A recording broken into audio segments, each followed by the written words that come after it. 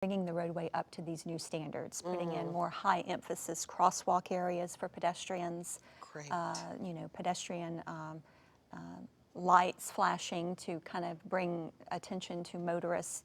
They're doing things. You know, we live in an area here in Florida where the roads are very antiquated, and they were not built for pedestrians and bicyclists. And so that's one of the challenges right there. And so it costs a lot of money to go back and retrofit these old roadways that we have. But what the department is doing is when they touch the road for even maintenance, they're doing everything they can to at least bring it up to standard. So it's slowly chipping away. And the FDOT is seeing to it that this is happening. Absolutely, absolutely. Now this is on state roads. Now keep in mind, we do have a lot of city streets and county roads that the DOT does not maintain. We still have the issue there.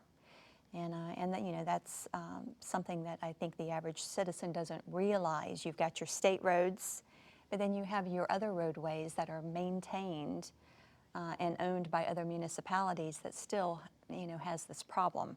Oh, boy. And so it's a challenge. It is very much a challenge. Well, who's responsible for the county roads? The county roads would be the county commissioners within that area. And are they as, you know, focused on getting us in better shape? I do not think that they are at the level, clearly, that DOT is. Of course, the department has a lot more money. You know, the economy is starting to come back, but, you know, a lot of municipalities are really struggling with just resurfacing roads, much less doing extra amenities. But I do think they understand, and this is, right. I think that they understand what's going on here, and they're doing everything that they can. It just seems to be very much of a challenge. From an education standpoint, the DOT has their very large Alert Today, Alive Tomorrow campaign. Yeah, I've seen billboards out Billboards on the interstates. in the paper? In the we get the paper yes. all of the time for our, you know, Joy in Our Town yes. issues. And they've really, they sponsored an Infinity NASCAR. They're doing some very, you know, powerful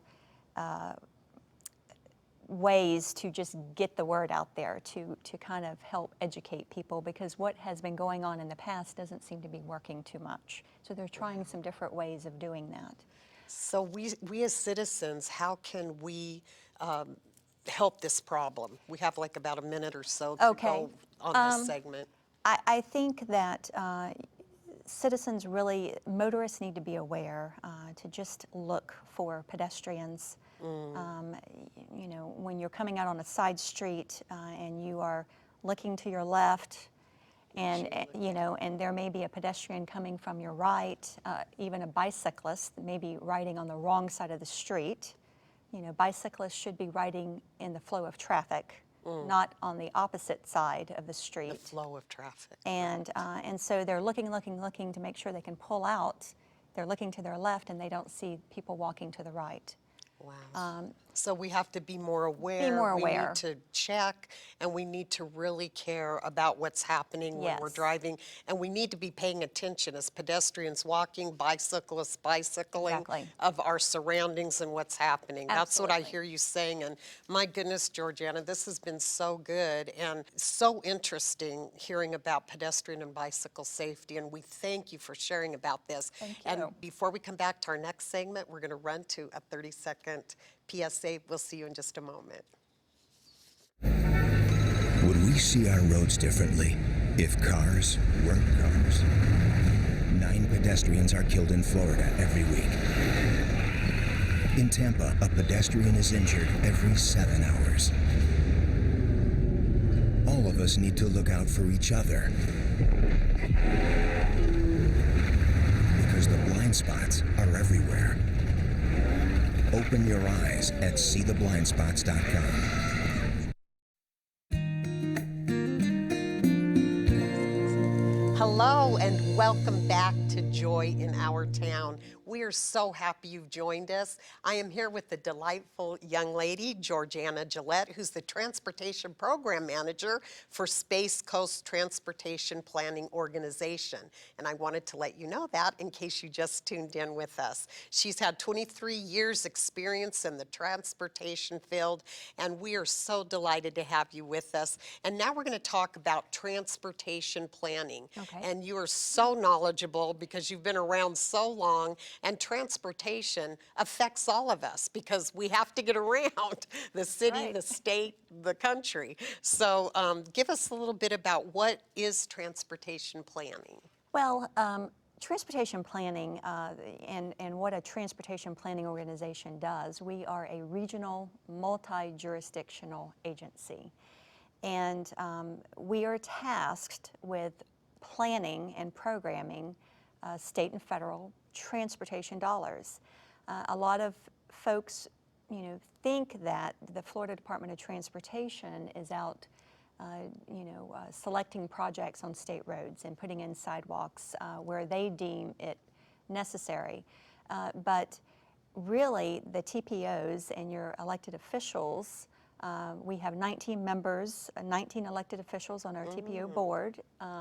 That is good. For Brevard County, and that covers the municipalities within Brevard County, and it includes all 5 of the Board of County Commissioners. And so they really are they're directing your tax dollars. And so wow, that's good news. and so what the TPO does, we have a lot of tools to help direct us on where to program the projects with this very limited state and federal money that we get. We have a long-range transportation plan, which is a 25-year plan that we update every 5 years. And basically, it's developing a forecasting travel demand model, which looks at the mobility needs throughout the region. And so it looks at new development that may be coming up, so you're kind of aware where your needs are going to be long-term. We also have a State of the System report that we produce every year, which looks at the network, all the roadways within our area in the county. And we look to see what the crash history is, what the safety problems are, what is the average daily traffic in certain areas. So these are tools that we use to help select projects along with our local municipalities, and eventually we come up with a priority list and have it adopted by our board, and then we turn it over to the DOT, and they fund these projects with available state and federal money. So I think a lot of folks don't realize that it is very important that it's not the department that is doing this, that they are a partner with us, and they have the money to be able to fund these projects, and we work very closely together to try and make this happen. I know they do a lot of freeway work, like I-4 is Yes. right now. What a mess. When's that going to be done? Yes, that is, and that is very much a regional project, even though I-4 doesn't run through Brevard County. It is one of those projects of statewide significance. And so that a lot of money is directed at that project, but that's where the need is, and that's where the traffic is. And so, even though within Florida it may be taken away from different areas, you put the money where the need is. Right. I like that they do that, and that they research it, and that they have all these county commissioners and different people on board, the political end too, so that they can really help monitor, and there's always wisdom in the council of many, correct? Right, that is correct. So what are some of the issues that you see currently in Brevard County that they're facing? Well, I think the biggest issue is money. There's a lot of need, and there's not enough money to go around. Even the Department of Transportation, 90% of their funding from the Transportation Trust Fund comes from gas tax revenue. But, as you mentioned, I think we have 98 million tourists a year. I mean, there is... Wow. There's a lot of need, need, and a lot of taxes being paid. Yes. but there never seems to be enough money to do all the things that we need to do. We struggle putting in sidewalks on roadways in places that we know that need them. You know, sometimes when you see, you know, a little cow path, you see in the grass area, an area where that's where a sidewalk should go. And the reason why a sidewalk is not going there is because of lack of money. And so money, I think, is the number one issue, not only for the state, but for for the county and for the different municipalities. Our need is far surpasses the amount of money that we have to work with. My goodness. So what are some of the roles and responsibilities that the transportation planning deals with? Well, we plan not only big, projects such as I-4 and Metroplan Orlando in your area would Yes. plan I-4, but we also have some projects such as the beach line in our area. It's not just roadway projects that we have to look at. We have to look at all modes. I know for the beach line provides a critical connection between the Orlando International Airport and Port Canaveral. And it's very much a... Towards Cocoa Beach. Yes. That's our state of license for this station. Okay, and to the beaches, so it is a very critical roadway, not as needed as I-4, but it is on the priority list, on the TPO's priority list for future construction. And we did manage to work with DOT for a design contract. And, you know, the beach line is owned by and maintained by 3 different agencies. So you've got the Expressway Authority, the Florida Turnpike, and the FDOT. Wow. And all of those sections are in different phases. Including the regular street areas? Or are you basically... Well, I'm just talking about the beach line, the yes, expressway. right there, yes. Yeah. And so these are challenges that we have is just the amount of money that we know where the needs are. We just do not have enough money to move forward and get them done as quickly as we want to get them done. Also, you know, transportation doesn't happen overnight when you build roads. It literally can take 10, 15, 20 years by the time the project gets on the priority list and it goes through your PD&E study, which is your environmental study, which is the first step. Yes. And it moves through the process of design and right-of-way acquisition and construction. You are talking millions and millions of dollars and years in the planning. And so, you know, for a project to go from conception to construction, it can take easily 15, 20 years. Oh my goodness. So that's a big challenge for us. That is. I mean, boy, we can be grandparents by then. Yes, absolutely. Retired. My goodness.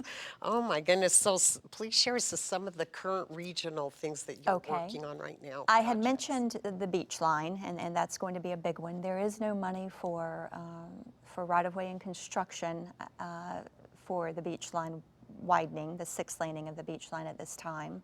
And I think the Expressway Authority and the Turnpike is even looking to potentially study whether it can be 8-laned in the future. Wow.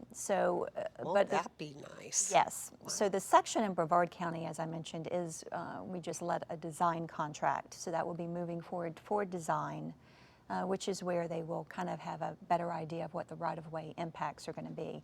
So that's a big one. There's a different kind of project I wanted to mention called the Coast to Coast Trail, because it's not just about roadways. We cannot just continue to widen roadways. You're going to run out of room eventually.